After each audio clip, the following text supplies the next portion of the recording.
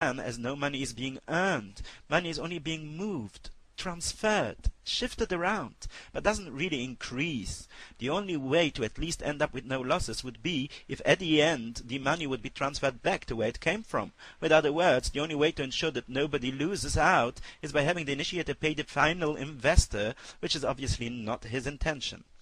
Secondly, he convinces the investors which he approaches that there will be no problem finding 2 investors who will then in turn recruit 2 more investors each. Now, maybe that is kind of true at the top of the pyramid, but if you go 10 generations down the pyramid, you already have 2,047 people who have joined and have jointly invested over $1 million. The further you go down the pyramid, the more people you have in each generation, and the more cash one needs to collect to get the business running. Eventually, you will have a stage where the potential investors' reserve is depleted, and you will be leaving thousands of people stranded with their investment, which they cannot get any return for. So basically, you are convincing people to in turn convince others to trick the final people into empty investments, all so that on the way you can make some cash, giving even more to the guy who has cheated you. In short, it is one big air bubble which is bound to burst somewhere along the way big time. If you have it popping after 15 generations, you will have 32,768 people who will jointly lose no less than $16,384,000. This is in the case where the pyramid is built on 2 legs, meaning each person is required to recruit 2 investors. Some pyramids will require you to recruit 3, 5, 8, or even 10 people in each generation. Take, for example, a 6-legged pyramid. This would reach over 13 billion participants after only 12 generations, which is more than the world population. Some pyramids would even require you to first have 3 generations below you before you even start receiving any return on your money. I see. And that is exactly the reason why the pyramid has been outlawed in most of the Western countries. Okay. So why do people compare multi-level marketing to the pyramid? The point is that multi-level marketing is a legitimate sales practice which has a pyramid-shaped hierarchy. Therefore, fraudulent people started hiding the pyramid in a forged multi-level marketing. They would say that the second generation is not paying the previous generation for nothing, rather they will get goods for their money which they are supposed to sell. They in turn recruit the next generation, asking them to sell those goods. Therefore it is, so said, not a structure where the bottom has to sustain the top, where if you can't find new recruits the building collapses, because there are revenues from sales which will sustain the bottom tier. This might have been true if the revenue of sales could indeed cover the investments of the last generation, but when a hoax, the product is not really something sellable.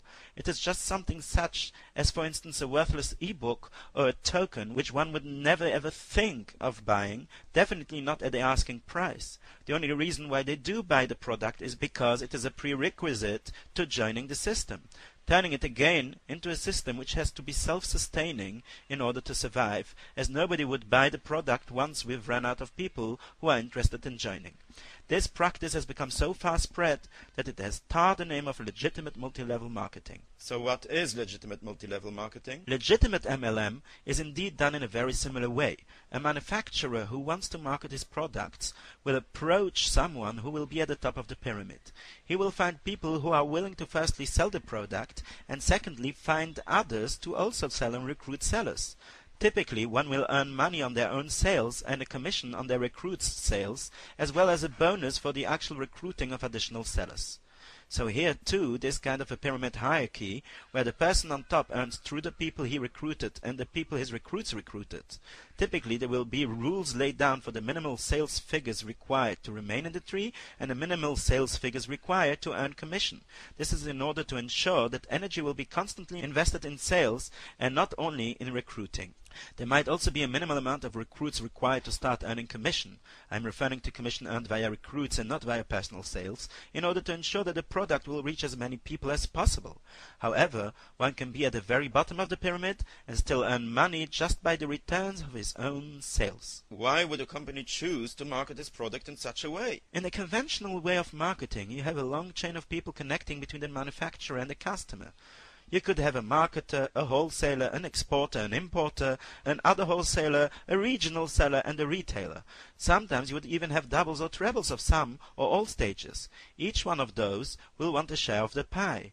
Not too much will be left for the producer to gain. Furthermore, often the producer will have to spend a lot of money on advertising campaigns.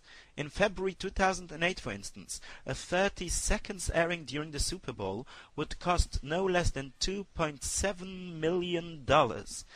And this doesn't even include the price of the advertising bureau, the copywriter, the producer, the actors, and all the other people involved in the actual clip. Furthermore, this will usually reach a certain crowd, but might need to be repeated in different locations around the globe and at different times of the year to reach other people.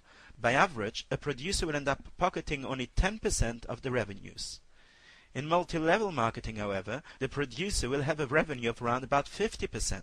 The profit made on sales will only be earned by the person making the sale, as he will be receiving the merchandise directly from the producer. The cost price of the reseller will remain the same no matter in which generation that specific reseller is. All the generations above will only be compensated for the effort of recruiting by the income earned through commission, which is to the company the equivalent of conventional advertising expenditure, as I'm about to explain. This is only too fair, as those earlier generations don't have to invest any further effort, unlike the middlemen in the conventional marketing. MLM is especially interesting for producers who want to launch their product on the world market. This is because MLM is the cheapest way of advertising a product, as each one of the resellers is interested in finding more resellers to be able to receive more passive income. That way, the word spreads like wildfire, and an international crowd is reached in no time.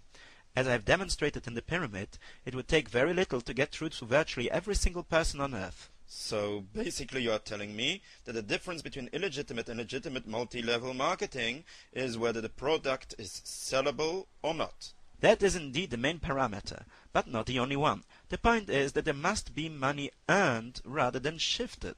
If the marketing is done in a way that profits great enough to cover the investment are most likely to be earned, then we are dealing with a legitimate marketing strategy and not a pyramid in disguise. This would mean, for instance, that the price at which the product is sold is reasonable, there is demand for the product satisfies the expectations, etc. It would also mean that the initial cost of joining shouldn't be too steep in relation to how difficult or easy it is to earn back, and that the requirement to remain in the program shouldn't be exaggerated. But you were talking about omega-3. Isn't it something which has been around for quite a while? Yes, it is. And that is exactly in benefit of the marketing of this product, as the actual product is already known to all.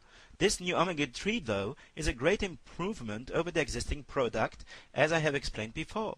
Firstly, it is virtually tasteless and odorless. Secondly, it contains alpha-linolenic acid rather than EPA and DHA, which, as said, research proves to be much more effective. It is safer in use for pregnant and feeding women whose babies have a prime need for omega-3 and people on blood thinners. It is also from vegetarian source, which everybody can consume without problem. Many typical side effects of the conventional omega-3, such as for instance eructation, are cancelled out. In short, there are millions of people around the world in search for omega-3 who can't use the fish-based product and are desperately looking for the solution which we can supply. Is there no other vegetarian source of omega-3? Yes, there is.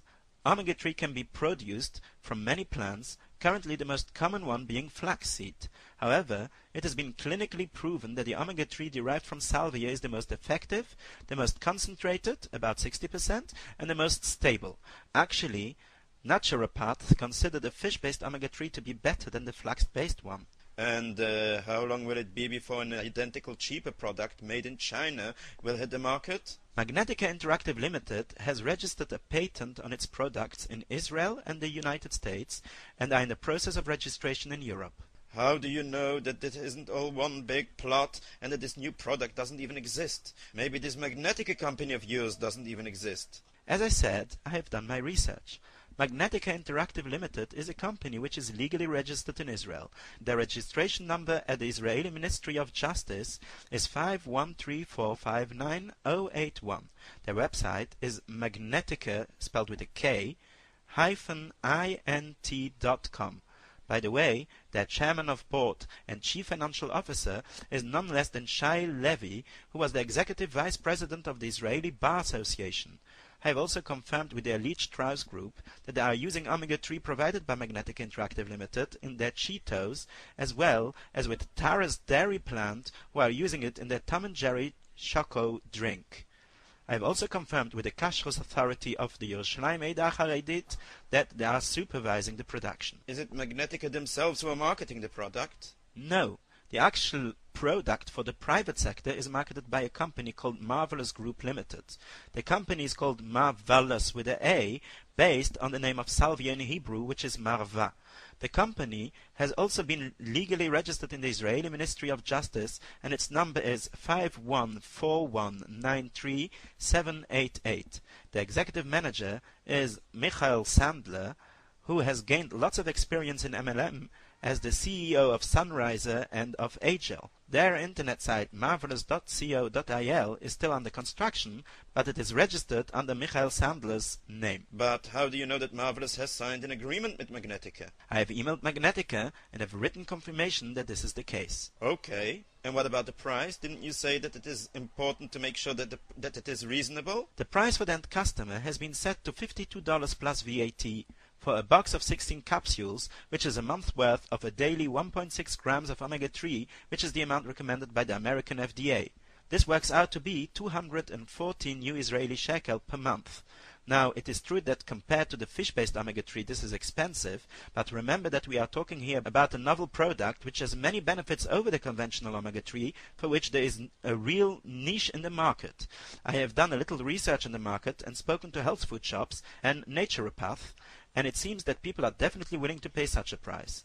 There are many less beneficial products on the market which go for that price and more. Also keep in mind that I am making a comparison to the Israeli market, but in the United States and Europe, where people earn more and live on a higher standard, such a price is not even so steep. And the initial investment required? They are asking that you start off with paying $800 plus VAT, or 3,696 new Israeli shekel, for which you will be receiving 18 boxes for sale, thus paying 205 new Israeli shekel per box.